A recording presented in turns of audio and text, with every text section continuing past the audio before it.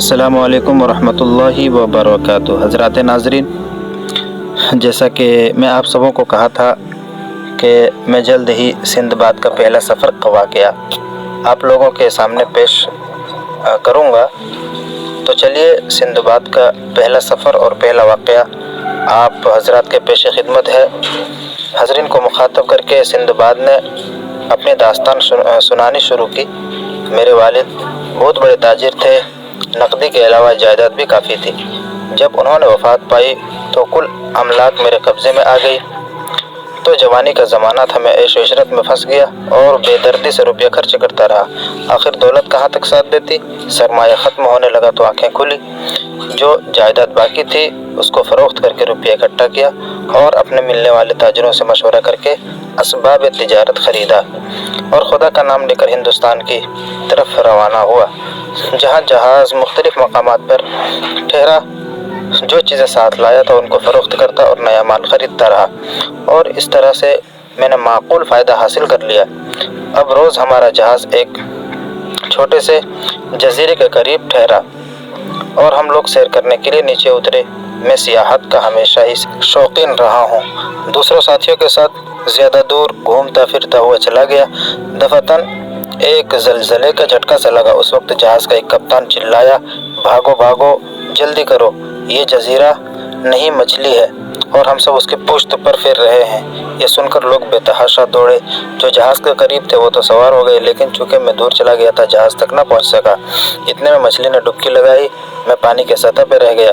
हर चंद हाथ पाँव मारे कि जहाज़ तक पहुंच जाऊं, लेकिन मौजों की जोर से खुदा जाने कहां से कहां जा निकला। आखिर यूं ही उछलता पीटता किसी मौज के जोर पर एक जजीरे के किनारे जा पड़ा।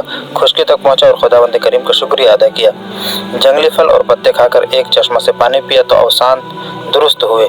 कुछ देर तक एक दरख्त के नीचे पड़ा रहा, फिर उठकर चला कि देखूं कोई आबादी है या नहीं। कुछ देर चला तो इत्तेफाकन एक घोड़ी दरख्त से बंधी हुई नजर आई। मैं उसकी तरफ रवाना हुआ।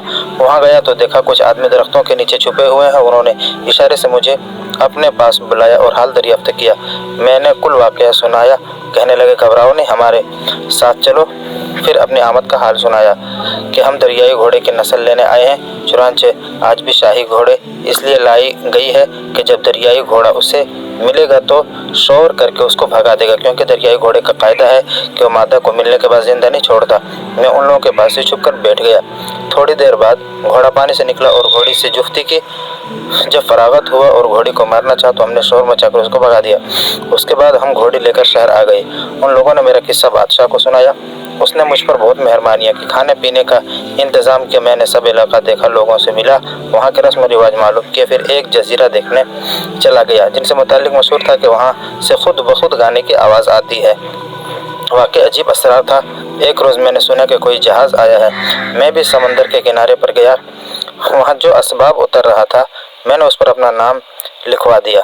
देखा कि मैंने कप्तान से मुलाकात की, लेकिन मसाइब ने मेरी सूरत इतनी बदल दी थी कि कप्तान पहचान न सका। मैंने अपने सामान की सारी तफसीलात और अपने रह जाने का किस्सा उनको सुनाया। तब उसने पहचाना और बड़ी गर्मजोशी से मुलाकात की और मेरा कुल असबाब मा मुनाफा जो उनके दौरान फ़रोख्त हुआ मुझे दे दिया। मैंने कप्तान को कुछ देना चाहा मगर उसने लेने से इनकार कर दिया। हज़रात नाज़रीन, और कहने लगा कि खुदा का शुक्र है कि मैं तुम्हें ज़िंदा देख रहा हूँ और तुम्हारी अमानत तुम तक पहुँचा सका। मैं उसकी दयानतदारी देखकर हैरान रह गया। फिर मैंने अपना माल वहाँ फ़रोख्त किया और अपना पसंदीदा माल ख़रीद कर जहाज़ में सवार हुआ और खुदा का शुक्र अदा करता हुआ घर वापस आया। हज़रात नाज़रीन, इस सफ़र में मुसीबत तो बहुत पेश आई, लेकिन मुनाफा भी उतना हुआ शायद आम हालात में 10 बरस में भी नहीं होता। उसके बाद सिंदबाद ने एक थैली दीनार की बूढ़े लकड़हारे हिंदबाद को दी और कहा कि कल फिर आना, अपनी बाकी दास्तान ज़िंदगी भी सुनाऊंगा। रुपया पाकर बूढ़ा खुशी खुशी घर गया।